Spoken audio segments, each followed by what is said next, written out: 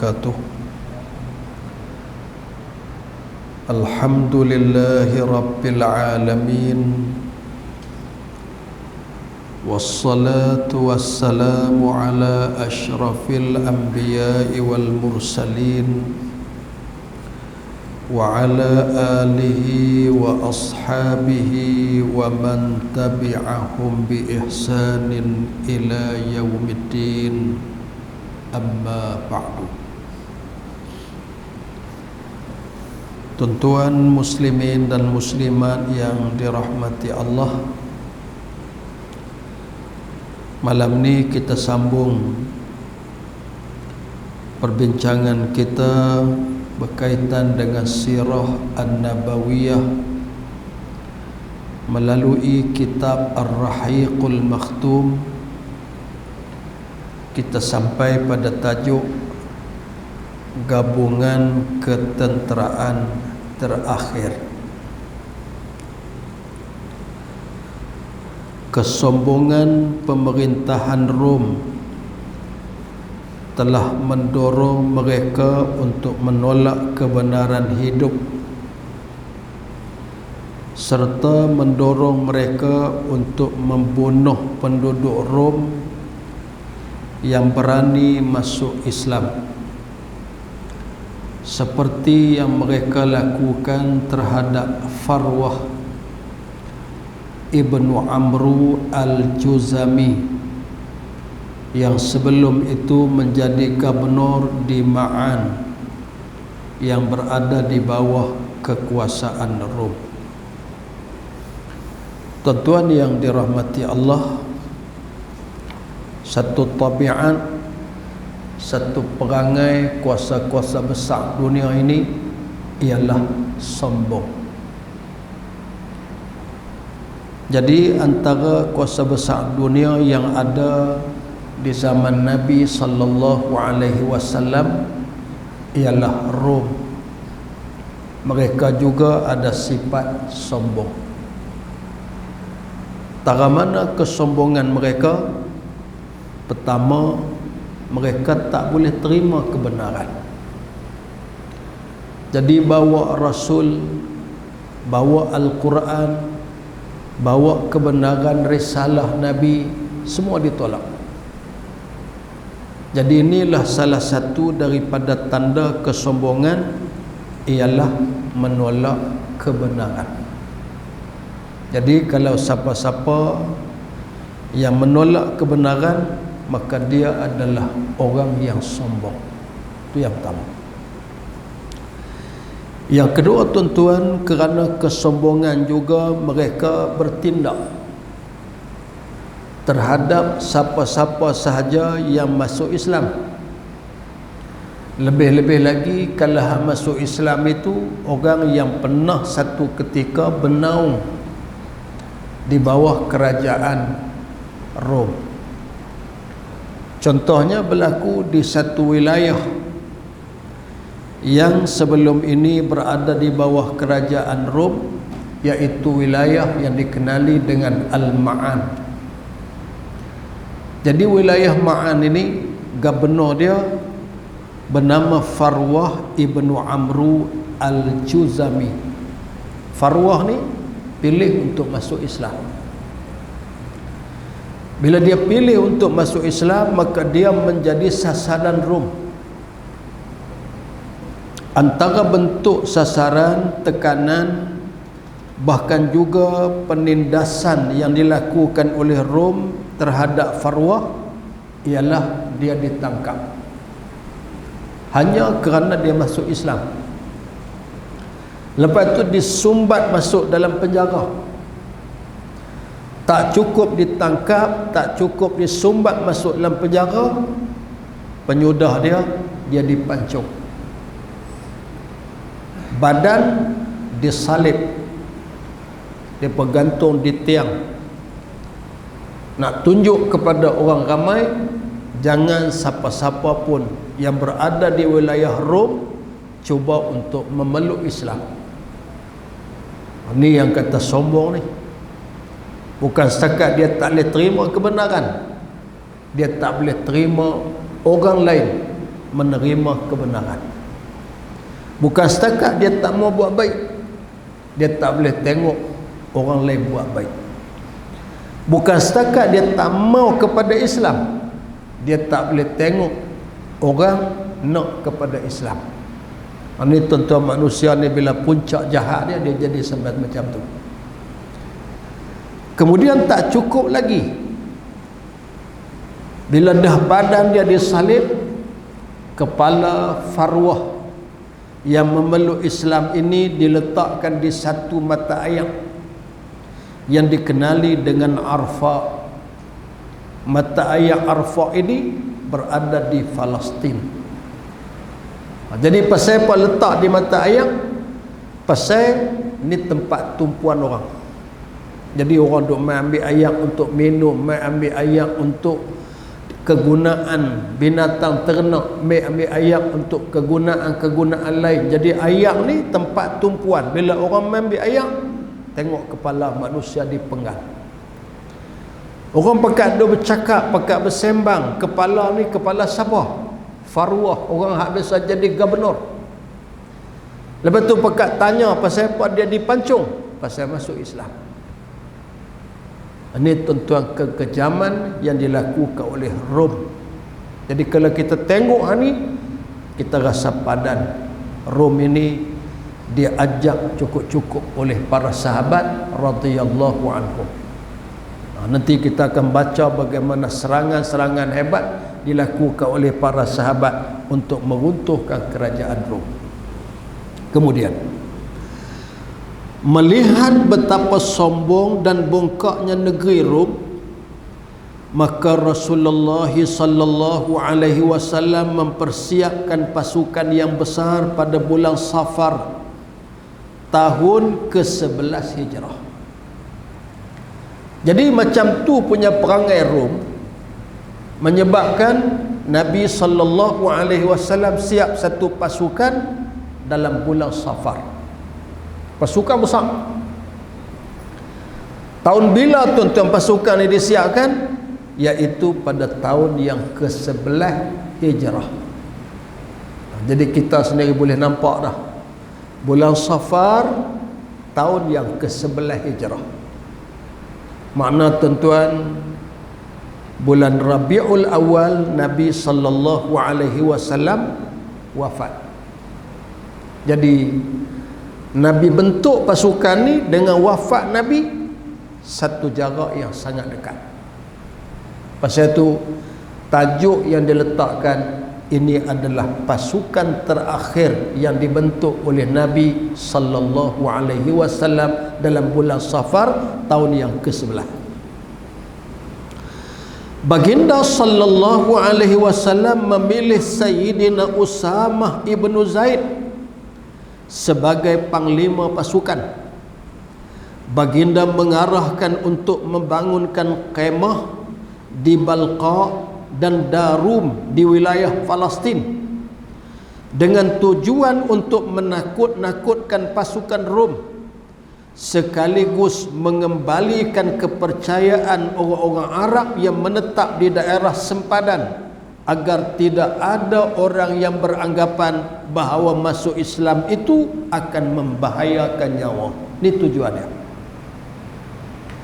Jadi bila Farwah dibunuh pasal masuk Islam, jasad dia disalib, kepala dia diletak dekat satu mata air di Palestin, orang jadi takut. Jadi ada sebahagian orang duk bersembang, kalau hang nak cari penyakit hang masuk Islam. Jadi benda-benda tu orang bercakap, jadi bimbang untuk masuk Islam. Kebimbangan, ketakutan orang terhadap Islam ini perlu dihilangkan. Bahkan Nabi perlu tunjuk sebagai pemimpin bahawa siapa yang masuk Islam dia akan terbela, siapa masuk Islam dia akan selamat, siapa masuk Islam dia tidak akan dianiaya. Orang yang masuk Islam ni mesti diberi perlindungan. Jadi macam mana Nabi nak buat? Tu yang Nabi siapkan bala tentera besar. Nabi pilih Sayyidina Usamah bin Zaid. Nabi arahkan untuk dipasang kemah-kemah di Balqa dan juga di Darub. Tujuan dia apa? Nak bagi Rom jadi gerun. Jangan main-main dengan Islam. Mereka ada kekuatan. Mereka boleh bela siapa sahaja yang masuk Islam. Satu. Yang kedua, tuan-tuan, memberi isyarat juga kepada orang Arab. Pasal Arab ada di wilayah-wilayah yang dikuasai oleh Rom. Mereka ni jadi takut untuk memeluk Islam. Jadi supaya mereka hilang ketakutan, kena tunjuk. Itu strategi Nabi. Jadi tuan-tuan, makna Nabi SAW sudah zahirkan apa yang menjadi kekuatan kepada Islam. Hak Allah Ta'ala sebut tu, liyuzhirahu ala dini kullih. Jadi tugas Nabi yang Allah utuskan untuk zahirkan agama. Jadi Nabi kena zahirkan itu. Satu, gerunkan musuh. Yang kedua, nak bagi orang Islam jadi berani. Yang ni penting. Pasal tuan-tuan, kalau orang Islam takut, ataupun orang baru duk berjinak hati dengan Islam takut, menyebabkan mereka akan menjauh diri daripada Islam. Walaupun dalam hati dia duk minat sangat, tapi dia tak berani. Sementara satu sudut lagi, pihak musuh ni pun kena pelemah. Pasal kalau tak dia lemahkan, mereka ni akan terus sombong, menyebabkan kebenaran tidak akan tersebar. Ketika itu orang ramai membincangkan tentang panglima pasukan kerana umurnya masih terlalu muda. Jadi tuan-tuan, di Madinah ni, waktu Nabi siap pasukan besar ni, dalam bulan Safar tahun yang ke-11 Hijrah, Nabi lantik saja Usamah. Lantikan Usamah ni jadi satu bahan perbincangan. Umur Usamah waktu tu dalam lingkungan 19 tahun. Kira-kira tuan-tuan, pengundi muda umur 18 ni Nabi buat dulu jadi panglima perang. Jadi 18, 19 ni kita baru buat hari ni. Tu pun kita duk susah hati. Pasal apa susah hati? Pasal kita tak nampak kecenderungan mereka ke mana. Lah tuan-tuan, semua parti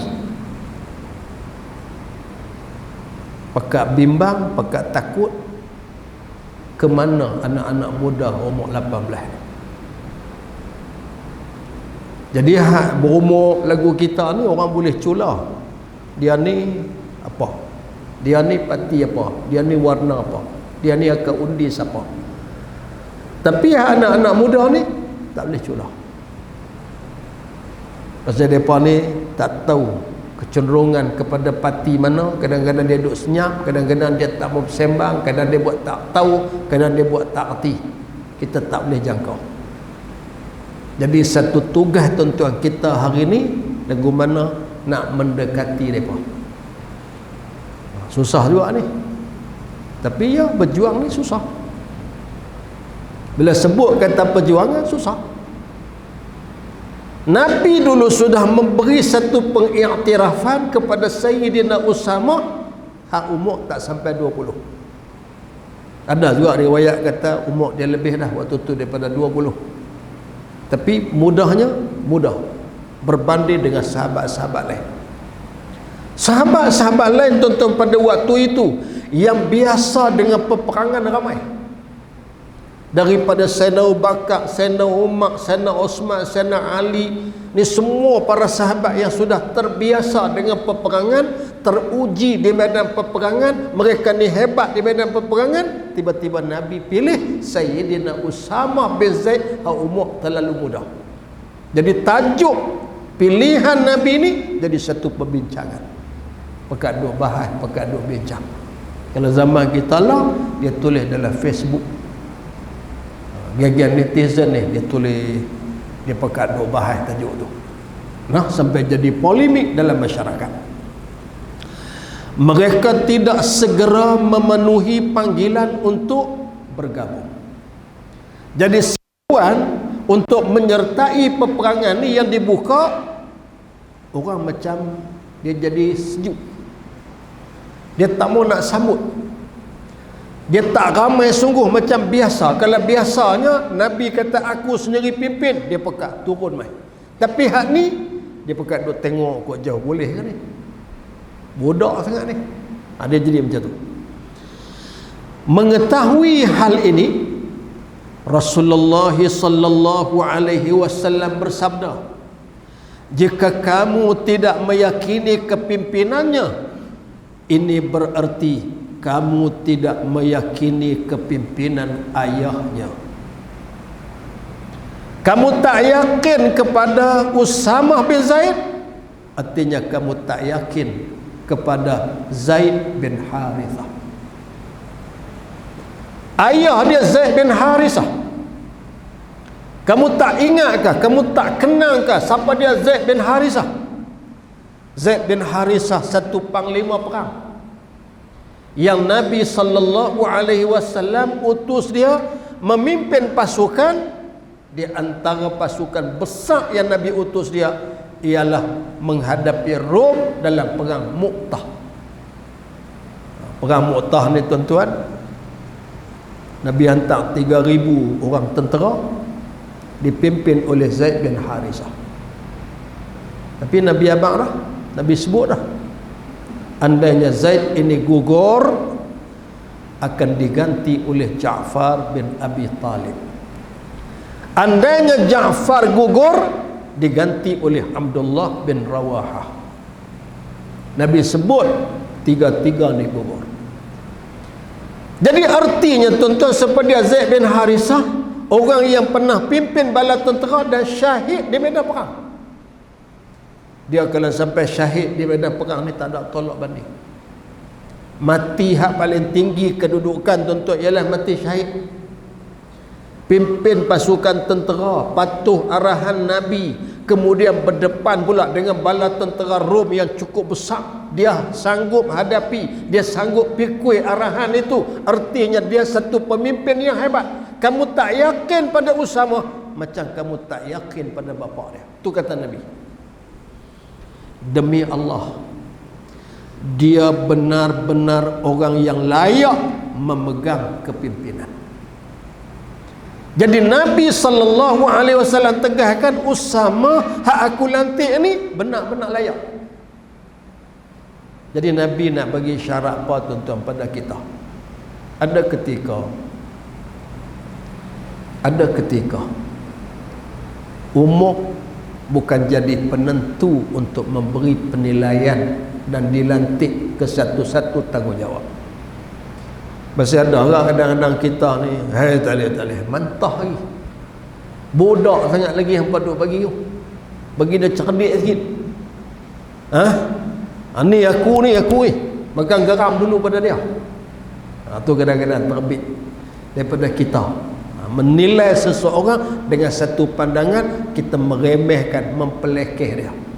Jadi ni isyarat daripada Nabi. Tak boleh semua sudut kita nak pelekeh. Sebelum kita pelekeh, tengok dulu dia siapa.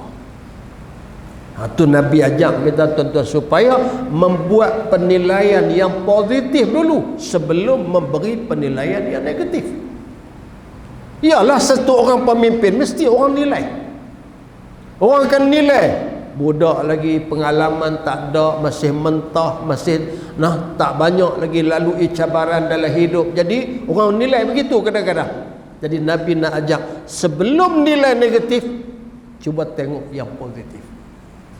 Tengok dia ni siapa, tengok dia ni anak siapa, tengok dia ni latar belakang dia macam mana, bagaimana dia yang dilantik ini bersedia ataupun tidak. Nabi kata dia layak.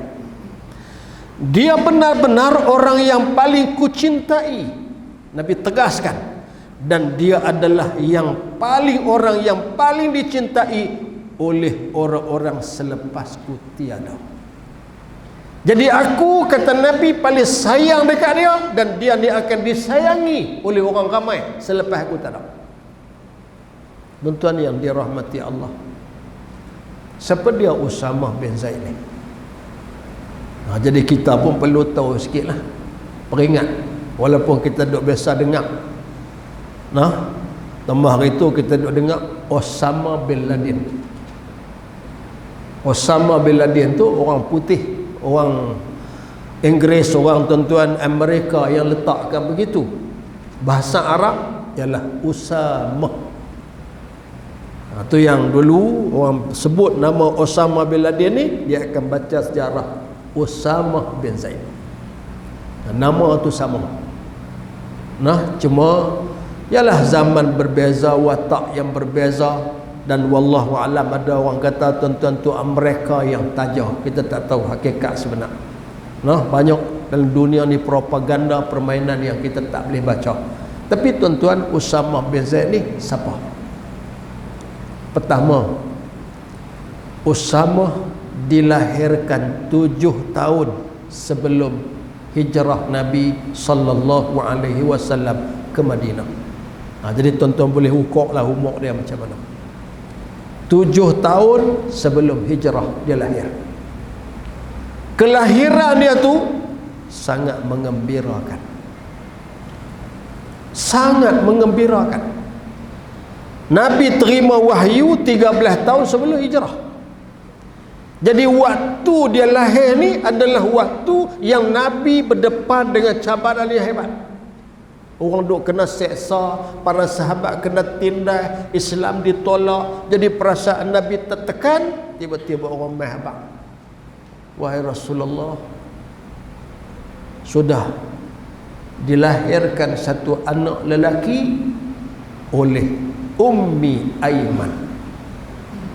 Siapa dia Ummi Aiman? Kita sebut Ummu Aiman, saya yakin tuan-tuan bakal ingat. Siapa dia?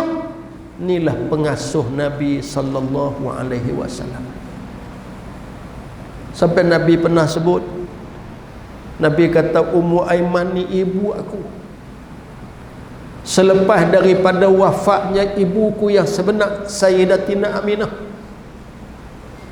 Jadi Ummi Aiman ni adalah mak Nabi menggantikan mak Nabi yang sebenar, iaitu Sayyidatina Aminah yang wafat ketika usia Nabi 6 tahun. Ummi Aiman inilah jaga Nabi. Dan Nabi sallallahu alaihi wasallam mengakui, Nabi kata apa? Nabi kata inilah satu-satunya keluargaku yang masih ada. Jadi Ummi Aiman ni Nabi akui tu ibu dia, tu ahli keluarga dia. Tinggi tuan-tuan kedudukan Ummu Aiman.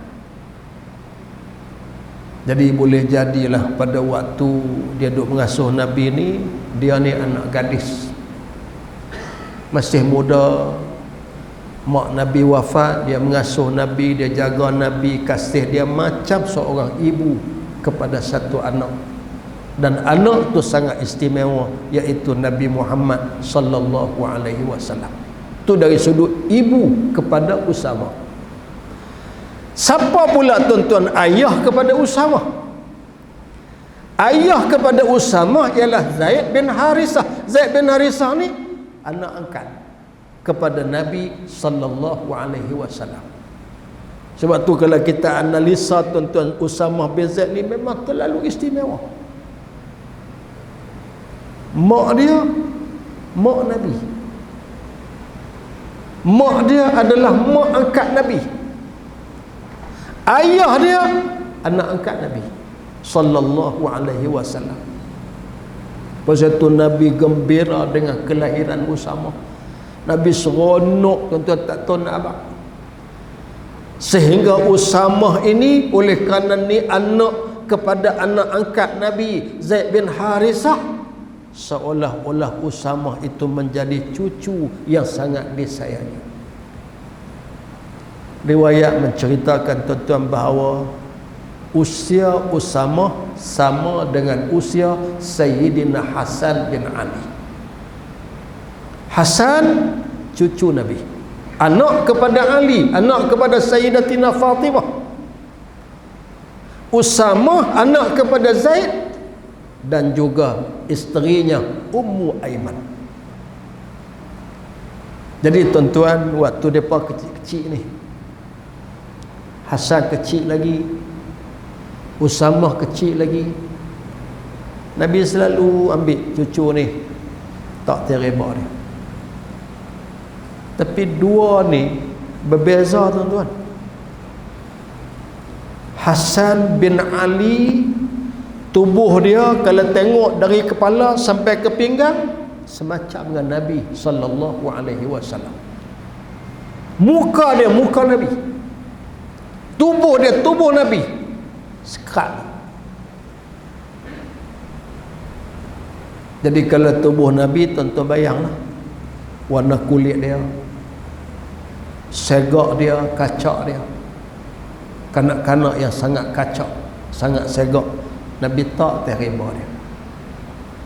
Sementara tuan-tuan, Sayyidina Usama dia anak kepada Zaid bin Harithah. Zaid ni kulit hitam, Ummu Aiman ni kulit hitam. Kulit hitam juga dia pun. Tapi Nabi letak di atas riba dia pula. Kemudian Nabi peluk. Nabi peluk tuan-tuan. Ini anak-anak aku. Aku sayang kepada mereka. Dan Nabi berdoa, Ya Allah, Engkau sayangilah kedua-dua ni. Tuan-tuan, Nabi dengan Usama, Nabi dengan Sayyidina Hasan, kasihnya tidak ada tolak banding. Sayang sungguh-sungguh. Tuan-tuan tengok, bila Nabi sayang, Nabi bagi apa kat mereka? Nabi bagi jadi panglima perang. Nak berdepan dengan Rom. Kita sayang kat anak bagi apa? Kalau kita tuan-tuan jadi pemimpin besar lah, kita sayang kat anak, kita bagi apa? Bagi projek bersangking lah. Takkan nak pergi jadi yang angkat jadi panglima perang tuan-tuan untuk pergi perang bahaya tubuh. Silap langkah mati, silap langkah musuh dia bunuh, silap langkah musuh dia tembak, cedera tubuh, melemahkan anak kita. Takkan kita nak bagi tu?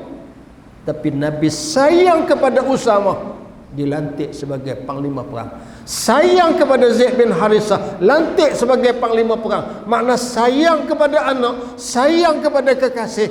Kekasih ini disayangi untuk memikul tanggungjawab perjuangan. Kita pun begitulah. Kita sayang pada anak kita, sayang pada zuriat keturunan kita. Kita ambil Nabi sallallahu alaihi wasallam tunjuk, jadikan mereka sebagai orang yang berjuang di jalan Allah Subhanahu wa taala. Biar tuan-tuan anak-anak kita sambung kerja buat kita. Kita hari ini sebagai apa? Duk tugas di mana? Berkhidmat di mana? Kita duk buat apa dalam masyarakat? Kalau kita duk urus masjid, kalau boleh anak-anak kita pula sambung kerja kita. Kalau kita tuan-tuan urus dalam masyarakat di sudut kebajikan, sakit, demam, mati, kita terlibat. Kalau boleh kita nak anak-anak kita sambung kerja kita.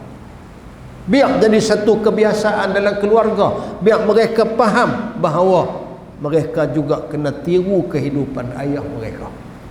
Ni tuan-tuan, Nabi sallallahu alaihi wasallam nak tunjuk kepada kita. Nabi pilih Sayyidina Usama menjadi panglima perang, sebagaimana Nabi pilih Zaid bin Harithah nak hadapi siapa? Tentera yang sangat digeruni pada waktu tu, kuasa besar dunia, hak nama Rom.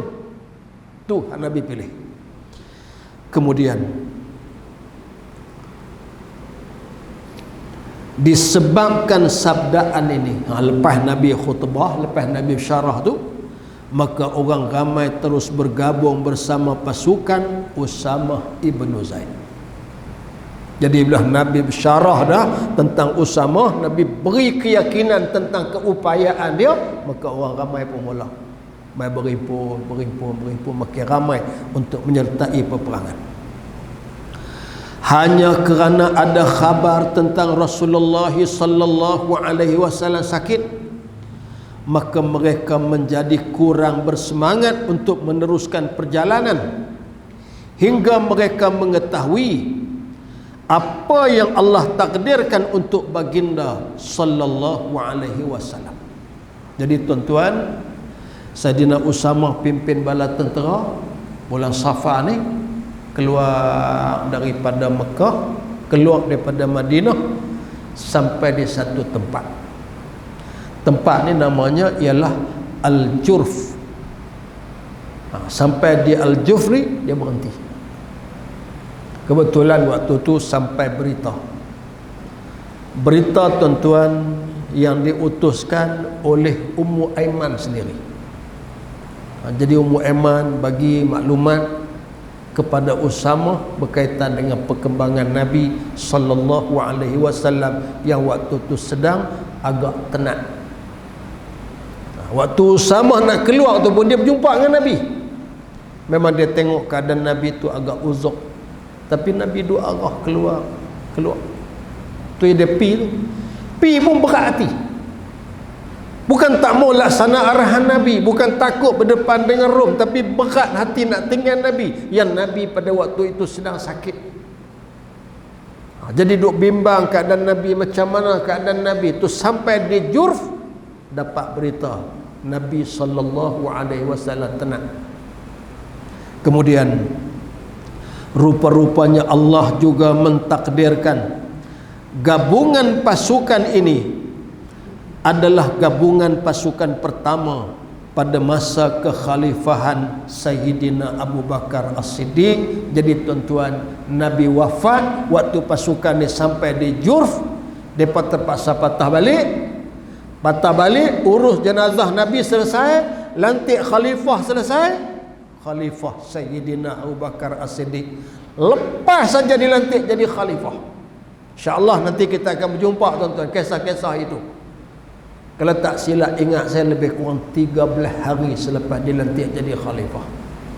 Panggil Zaid, panggil Usamah, membentuk semula pasukan yang nak keluar itu, terus perjalanan. Waktu tu jadi kalut pula. Ada dua kekalutan.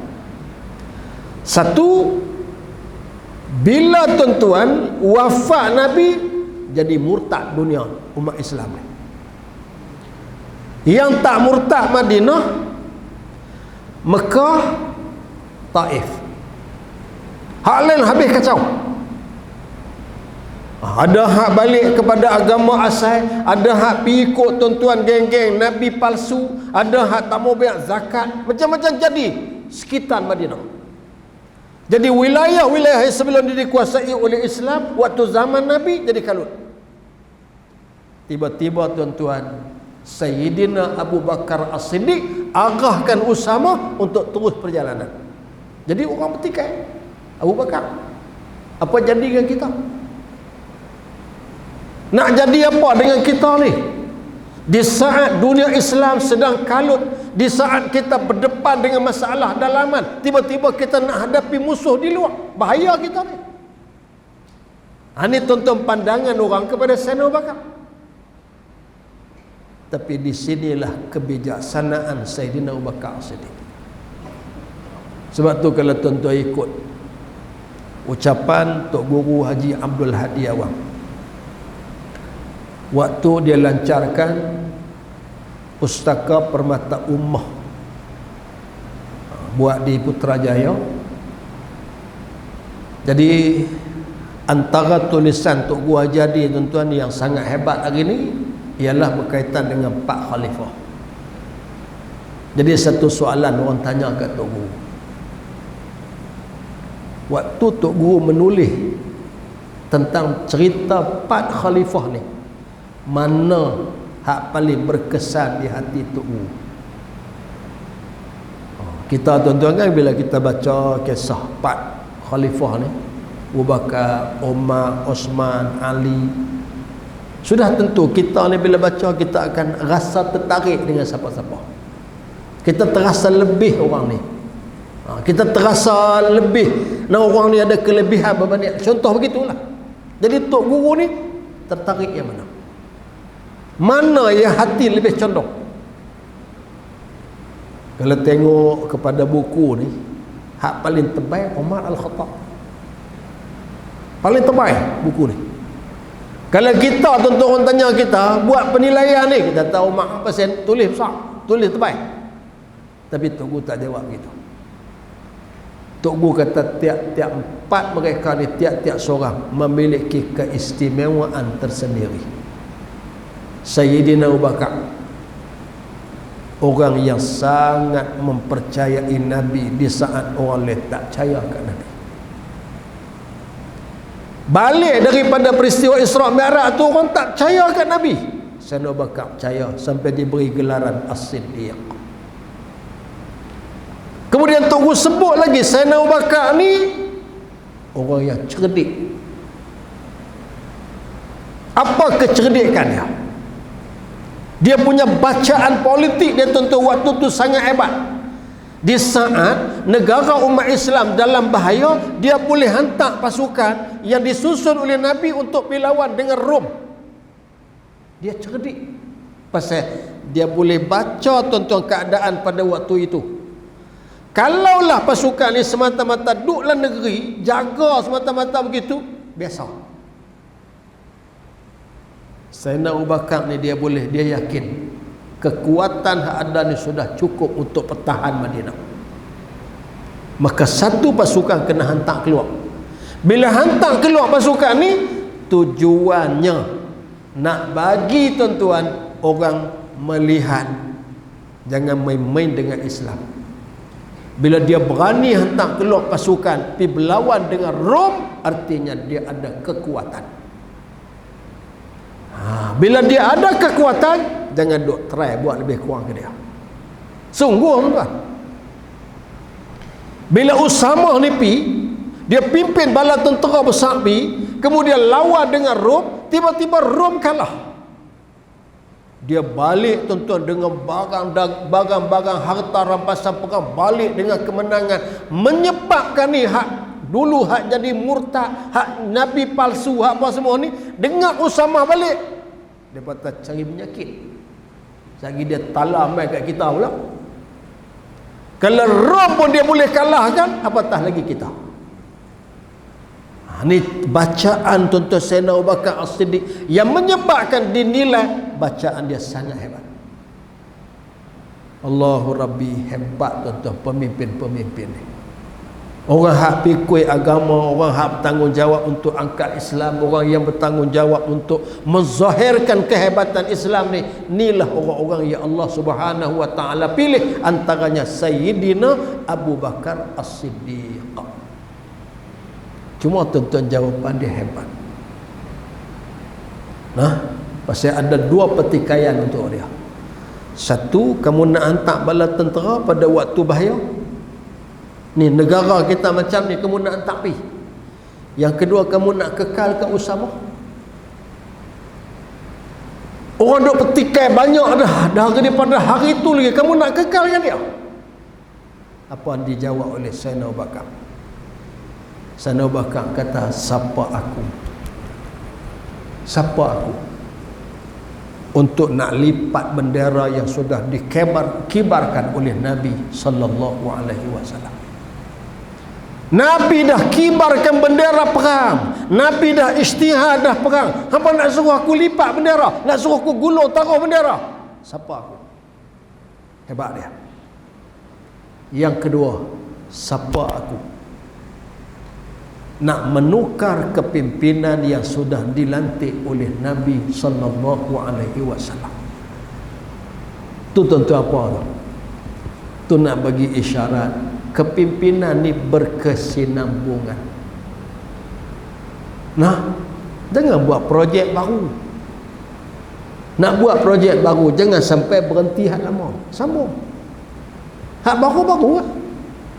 Hak nak teroka baru teroka, tapi hak yang sudah dirancang lama jalan. Ni syarat daripada Nabi.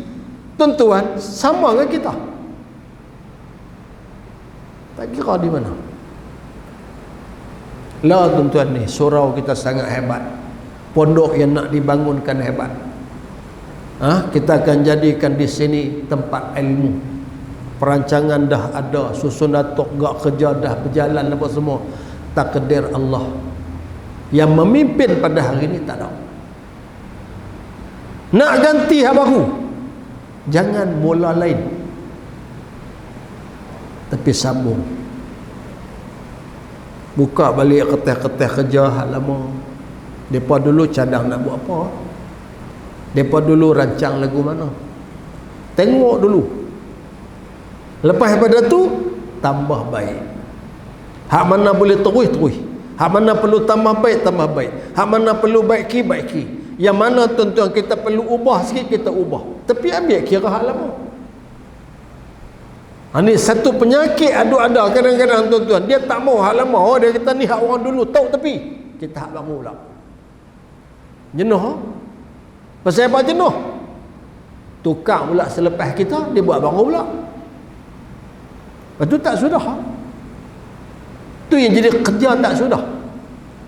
Yang jadi kita habis banyak masa. Kadang-kadang tuan-tuan satu-satu perancangan ni nak boleh dibuat, habis banyak masa mesyuarat, habis banyak kertas untuk kita buat, habis banyak masa untuk kita teliti, habis tuan-tuan banyak ringgit untuk kita belanja buat kajian itu ini. Tiba-tiba lantik apa aku? Susul lain. Buang semua tu. Pasal apa? Hak tu geng depa dulu, kita geng lain pula. Tu Nabi nak beri isyarat dan dibuat oleh Sayyidina Abu Bakar As-Siddiq. Sambung.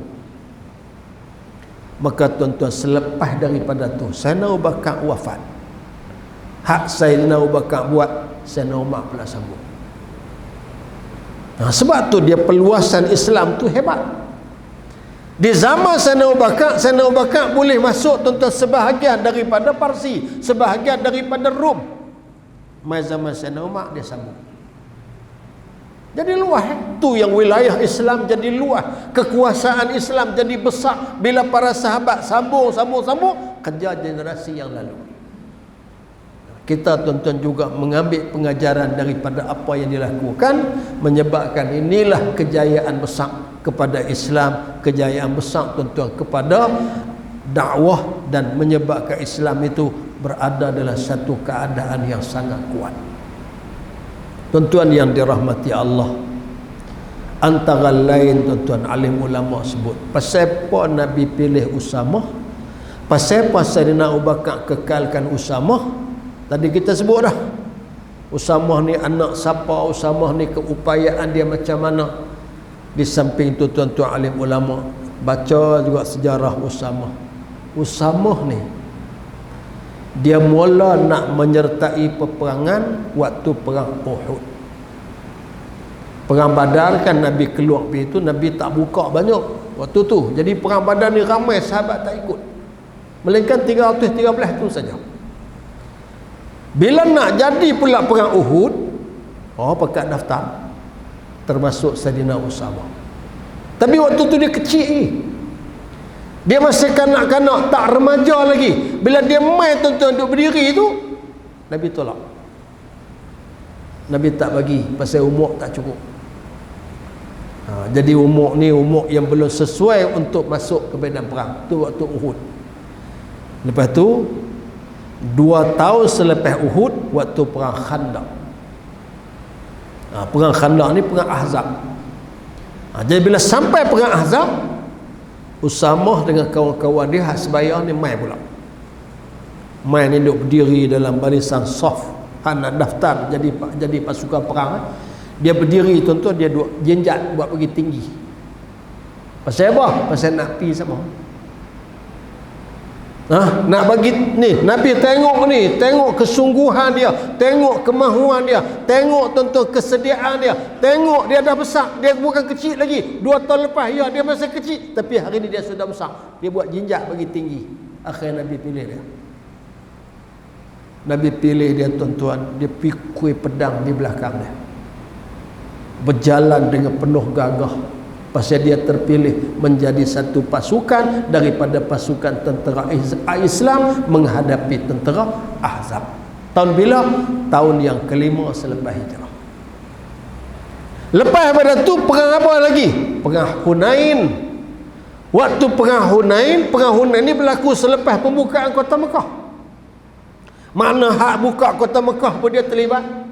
Kemudian perang Hunain dia terlibat, dan dicatat tuan-tuan, peperangan Hunain ramai orang hak masuk Islam, orang yang bersama dengan pasukan Nabi ni cabut lari. Pasal apa cabut lari? Pasal terkejut.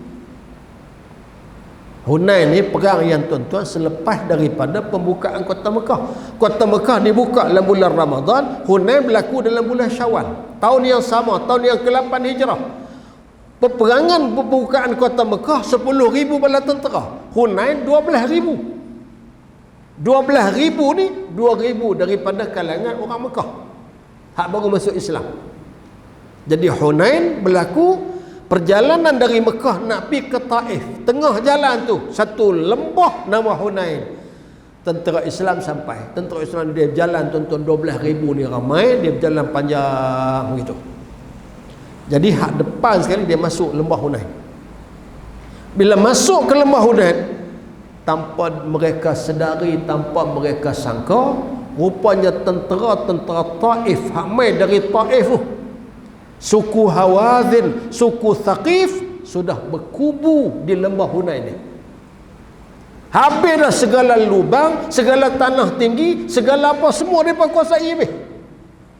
Tentera Islam suar saja muka masuk, mereka tembak dengan anak panah. Tuan-tuan bayang hak naik kuda, hak jalan kaki, tak ada nak kesan apa di depan, nampak elok ya, tiba-tiba anak panah terbang naik ke atas kepala. Dia terkejut atau dia pekat lari. Bila orang depan lari, hak belakang jadi guna.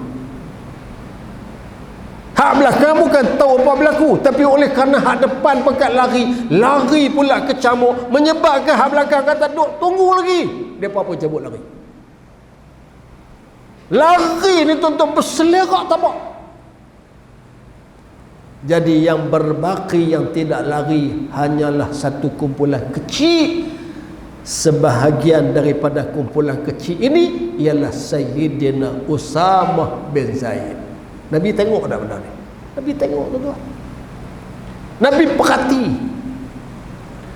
kesungguhan dia waktu Ahzab, kemahuan dia menyertai peperangan-peperangan, sampailah kepada Hunain, kesediaan dia untuk duduk bersama dengan Nabi waktu orang lain lari.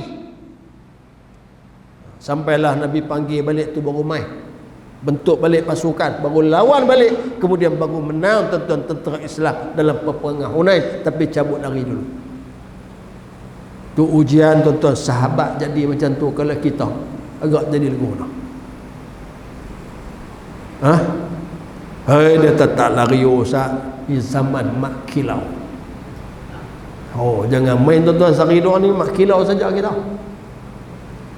Ya, kita tak nafi kehebatan mak kilau. Kita tak nafi tuan-tuan kehebatan filem mak kilau.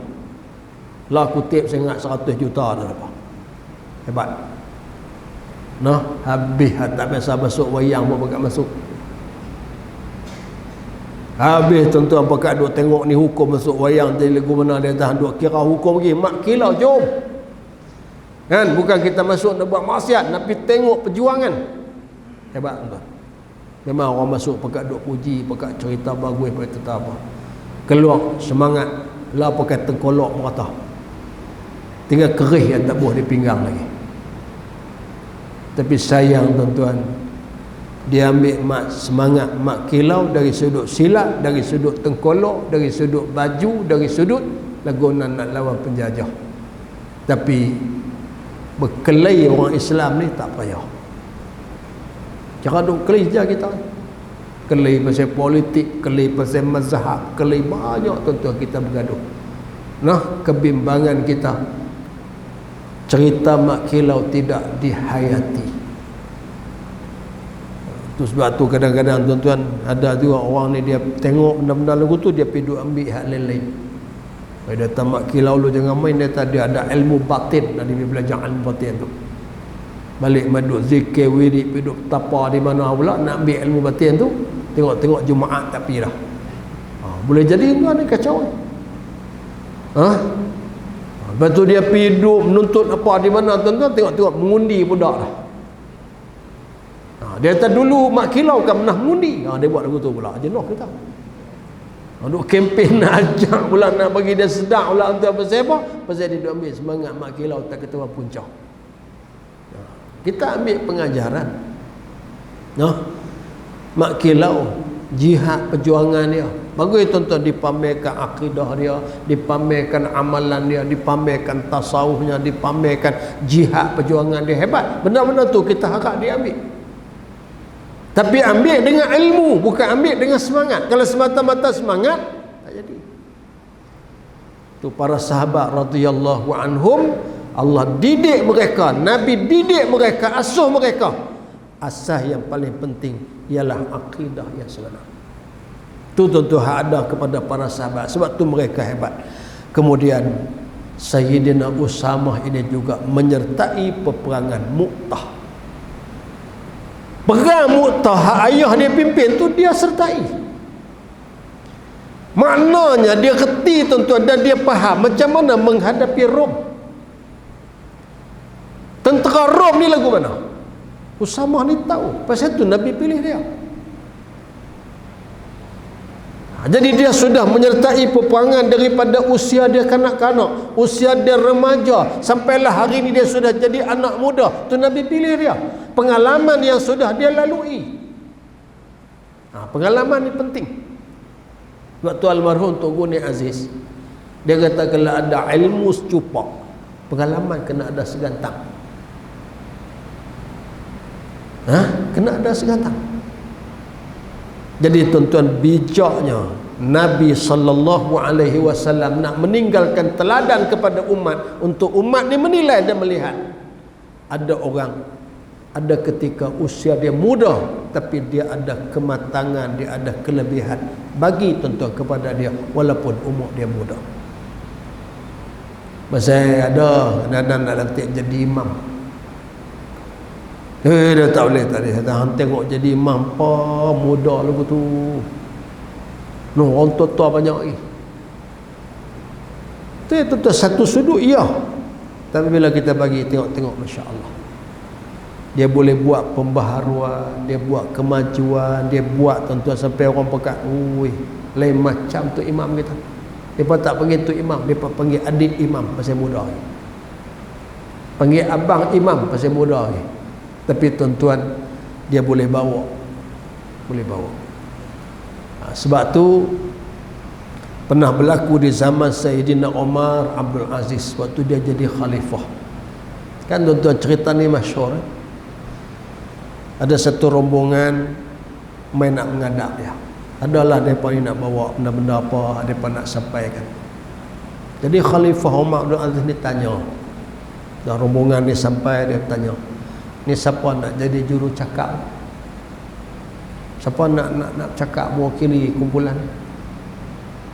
Tiba-tiba satu budak di atas saya, Umar Abdul Aziz ni ada sebut. Dia kata nampak muda kan? Lebih kurang begitulah. Tak ada hak tua sikit kan? Budak ni jawab sana. Dia kata, ya Amirul Mukminin, kalaulah kerana usia muda itu tak boleh jadi juru cakap, Amirul Mukminin tak boleh jadi khalifah pasal ada orang lebih tua pada Amirul Mukminin. Jangan main tuan-tuan. Khalifah pun tu duduk. Bukan lekeh main tuan-tuan. Umar Abdul Aziz ni khalifah yang sangat hebat. Tapi daripada kalam budak ni istimewa. Dia tahu, wahai Amirul Mukminin, kalau pasal umur menentukan pemimpin, nak kena tua baru jadi pemimpin. Khalifah tak boleh jadi pemimpin. Pasal apa? Pasal ada orang lagi tua. Kalau ilmu menjadi penentu untuk menjadi pemimpin, nak kena alim dulu. Jangan. Ada lagi orang lebih alim. Dia nak abang tuan-tuan, kepimpinan ni apa? Terutama zaman kita, kepimpinan ini ialah gandingan, gabungan secara kolektif. Pasal itu dia panggil kepimpinan yang baik adalah kepimpinan jama'i. Kita buat secara berjamaah. Pasal apa? Kita hari ini bukan Nabi, kita bukan Rasul. Rasul terima wahyu. Kita bukan Sayyidina Abu Bakar, kita bukan Sayyidina Umar. Kita tak alim, kita tidak berilmu, kita tak menguasai Quran, kita tak menguasai hadis, kita tak menguasai, tak mendalami banyak bidang ilmu dan sebagainya. Tapi kita gabung. Mai, kita pekat duduk. Pekat duduk semua, okey, kamu mahir apa, kamu bidang apa, kamu pandai apa. Kita gabung semua kepandaian, kita bermusyawarah, akhirnya dapat satu keputusan. Ini tuan-tuan, sebab tu kepimpinan ini, kepimpinan, cara seorang pemimpin yang baik, dia boleh gabung semua ni. Pelbagai hak ada, kelebihan-kelebihan ada, gabung semua, akhirnya hasilkan satu. Okey, suatu yang bulat, suatu yang dinamakan keputusan hasil daripada perbincangan kita, hak ni kita bawa, hak ni kita sama-sama dokong, hak ni sama-sama kita perjuangkan. Insya-Allah tuan-tuan. Buatlah apa pun. Duduklah di mana pun. Insya-Allah kita akan mampu untuk mengurus dan kita akan mampu untuk buat yang terbaik. Hak ni yang ditunjukkan oleh Nabi sallallahu alaihi wasallam, maka Sayyidina Usamah membuktikan bila dia dilantik, disambut oleh Sayyidina Abu Bakar, dia pergi berjuang balik membawa kejayaan yang besar. Tuan-tuan yang dirahmati Allah, insya-Allah kita akan berjumpa pula dan tajuk kita yang terakhir. Tajuk ni tuan-tuan, saya ni baca bila pun dia jatuh yang mata dengan tajuk ni. Iaitu tajuk Rasulullah sallallahu alaihi wasallam pulang ke hadrat ilahi. Dalam kitab kita ni agak detail untuk dia cerita. Permulaan sakit, minggu terakhir, 5 hari sebelum wafat, 4 hari sebelum wafat, 2 hari sebelum wafat, sehari sebelum wafat. Dia bagi satu-satu perkembangan sampailah kepada hari terakhir kehidupan Nabi dan detik-detik terakhir kehidupan Nabi sallallahu alaihi wasallam. Hari wafat Nabi sallallahu alaihi wasallam diceritakan di sini tuan-tuan. Bagaimana kata Sayyidina Anas bin Malik, tidak pernah kulihat suatu hari yang lebih baik dan lebih tenang selain daripada hari ketika Rasulullah sallallahu alaihi wasallam masuk ke tempat kami. Makna Nabi dari Mekah masuk ke Madinah. Itulah paling gembira, itulah paling tenang, itulah paling seronok kepada kami. Tetapi kata Sayyidina Anas, tidak ada hari yang kulihat lebih buruk dan lebih muram selain daripada hari wafatnya Nabi sallallahu alaihi wasallam. Tak tahu nak apa, tak tahu nak cerita pada waktu itu. Inilah tuan-tuan yang akan kita baca selepas ni. Tajuk yang terakhir daripada perjalanan hidup Nabi sallallahu alaihi wasallam. Mudah-mudahan tuan-tuan kita mampu untuk baca, mampu untuk hayati sesudah mana Nabi melalui perjalanan jihad dan perjuangan yang panjang. Maka itulah sunnatullah, bahawa manusia ni dia ada ajal. Nabi akan mati, kita pun akan mati. Semua orang akan mati. Sebab tu tuan-tuan, Khalifah Umar Abdul Aziz, dia dengan alim ulama, kalau dia berjumpa, dia tak bagilah nasihat kat saya. Satu ketika dia jumpa satu alim, bagi nasihat sikit. Alim dia kata apa kat dia? Dia kata, ya Amirul Mukminin, ayah Amirul Mukminin lah duduk di mana? Ayah tak ada, dah mati dah. Tok Wan pun mati. Lagu tu ya. Kalau Tok Wan mati, kalau ayah mati, Amirul Mukminin akan mati. Bersiaplah untuk hadapi kematian. Banyak tu ya tuan-tuan, cukup dah menyebabkan menangis khalifah. Sedap diri. Itu perjalanan kesudahan daripada perjalanan hidup di dunia. Tapi saya mengaji seorang guru saya tuan-tuan, dia kata tidur saudara mati. Tidur saudara mati. Syok tak tidur? Tuan-tuan jawab, tidur boleh syok? Syok? Syok lah. Kita balik boleh tidur pejam lena elok, syok. Bukan nanti tidur di rumah, tidur dalam surau lulis sanak ni lena. Syok tak tengok. Dalam kereta kita tidur pun syok. Tidur itu saudara mati. Sudah seronok. Seronok dah tidur. Apatah lagi mati, lagi seronok. Oi, lain macam ayat ni. Nah, lain macam tuan-tuan. Kita duk dengar kata mati ni sakit, mati ni derita, mati ni apa, kita duk bimbang macam-macam. Mati lagi seronok dari tidur. Allahu Akbar. Dengar-dengar puasa lapar. Lepas tu kita pun berhenti mengaji, berhenti dah. Pasal apa? Mati seronok. Mati je lah. Saat-saat orang nak seronok dengan kematian ialah orang yang bersiap untuk hadapi kematian. Macam mati syahid, macam tuan-tuan yang mati berkorban segala-gala, mati yang menghabiskan harta, habis ke segala apa hak dia ada untuk perjuangan, untuk Islam. Dia guna masa dia untuk beribadat sungguh-sungguh. Hak ni tuan-tuan, hari mati dia itulah hari paling gembira untuk dia, dan hari itu hari yang paling menyeronokkan dia. Jadi hak tu kita nak kena usaha, nak kena pulut. Buat persiapan, bersiap tuan-tuan diri untuk hadapi kematian. InsyaAllah hari itu hari yang paling gembira untuk kita. Walaupun anak isteri, walaupun adik-beradik jatuh air mata, mengalir air mata, tapi kita ni paling gembira bertemu dengan Allah Subhanahu wa ta'ala. Jadi insyaAllah kita akan bicarakan nanti berkaitan dengan kewafatan Nabi sallallahu alaihi wasallam, untuk sama-sama kita ambil iktibar dan pengajaran. Wallahu a'lam. Bismillahirrahmanirrahim. Alhamdulillahi rabbil alamin. Hamdan yuwafi ni'amahu wa yukafi'u masidah. Ya Rabbana lakal hamdu kama yanbaghi li jalali wajhika wa azimi sultanik. Allahumma salli ala sayyidina Muhammad wa ala alihi wa sahbihi ajma'in. Allahumma faqihna fid din wa 'allimna at-ta'wil wahdina ila siratikal mustaqim. Allahumma a'izzana bil Islam wa a'izzal Islam bina. Rabbana atina fid dunya hasanah wa fil akhirati hasanah wa qina adzaban nar. Wa sallallahu ala sayyidina Muhammadin wa ala alihi wa sahbihi ajma'in.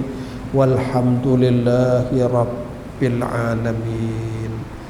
Tuan-tuan, saya adalah musafir, balik dari Tapah tadi, jadi dah solat jamak takdim. Jadi saya nak minta diri untuk keluar lebih awal. Wallahu a'lam.